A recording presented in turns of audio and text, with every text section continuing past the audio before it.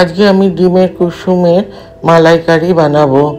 এবারে আমি আন্দাজ মতো নুন, ছোট ছোট করে কাটা পেঁয়াজ, কাঁচা লঙ্কা বাটা, ধনে পাতা কুচি, বেসন 3-4 চামচের মতন বেসন দিতে হবে, আর সামান্য একটু হলুদ দিয়ে কাঁটা চামচ দিয়ে খুব ভালো করে ম্যাশ করে নেব। এইভাবে প্রত্যেকটা ম্যাশ করে নেব। দেখুন, অনেক সময় যারা ডায়েট করছে এইভাবে কুসুমগুলো থেকে যায়, তারা তো শুধু সাদা অংশটাই খায়। সেই জন্য কুসুমগুলো ফেলে না দিয়ে এইভাবে একটা রেসিপি বানিয়ে নিতে পারেন। নিয়ে এবারে এইভাবে প্রত্যেকটাকে ভেঙে নেওয়ার পর খুব ভালো করে হাত দিয়ে মেখে নিতে হবে। এইভাবে ছোট ছোট করে আমি বল বানিয়ে নেব। খুব দাবিয়ে দাবিয়ে চেপে চেপে বানাতে হবে, যাতে তেলে দেওয়ার পর খুলে না যায়। এবারে দেখুন, এইভাবেই আমি সবগুলো বানিয়ে নিয়েছি। এবার কড়াইতে তেল গরম করে আমি বলগুলো লাল করে ভেজে নেব। এইভাবে বানাবেন। বানানোর পর আমাকে সাবস্ক্রাইব করবেন, লাইক করবেন, শেয়ার করবেন, আর ভালো লাগলে কমেন্টে জানাবেন। এইভাবে প্রত্যেকটা লাল করে ভেজে নেব। দেখুন, সুন্দর একটা কালার এসে যাচ্ছে। এটা বেশিক্ষণ টাইম লাগে না, 2-3 মিনিটের মধ্যেই ভাজা হয়ে যায়। এবারে ওই তেলের মধ্যেই আমি জিরে, গোলমরিচ, ছোট এলাচ, দারচিনি, লবঙ্গ আর তেজপাতা দিয়েছি। দিয়ে ভাজতে হবে যতক্ষণ পর্যন্ত সুন্দর গন্ধ না বেরোচ্ছে। এবারে একটা বড় সাইজের পেঁয়াজ বেটে নিয়েছি, নিয়ে ওটা দিয়ে দিয়েছি, দিয়ে লাল করে ভেজে নেব।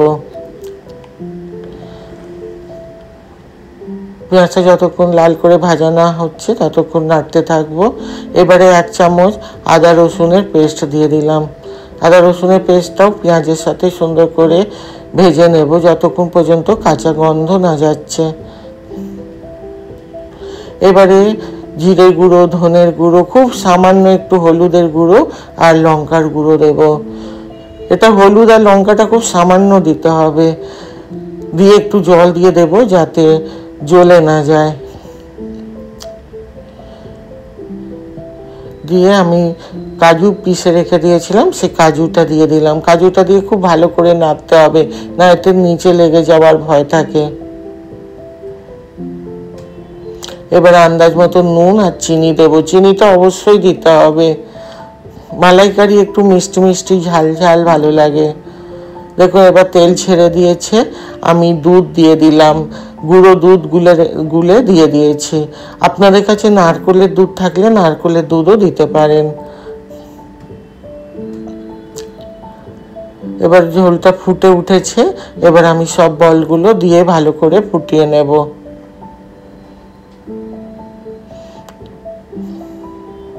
এইভাবে সুন্দর করে ফুটিয়ে নেব। যে যেমন গ্রেভি খাবেন সেই হিসাবে গ্রেভি রাখবেন।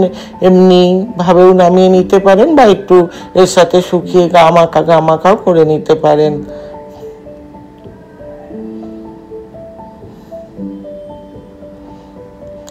এবার উপর থেকে একটু ফ্রেশ ক্রিম দিয়ে দিলাম,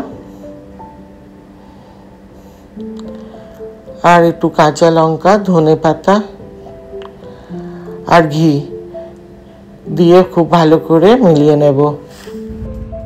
যদি ভালো লাগে আমার চ্যানেলটাকে সাবস্ক্রাইব করিয়ে এগিয়ে নিয়ে যাবেন।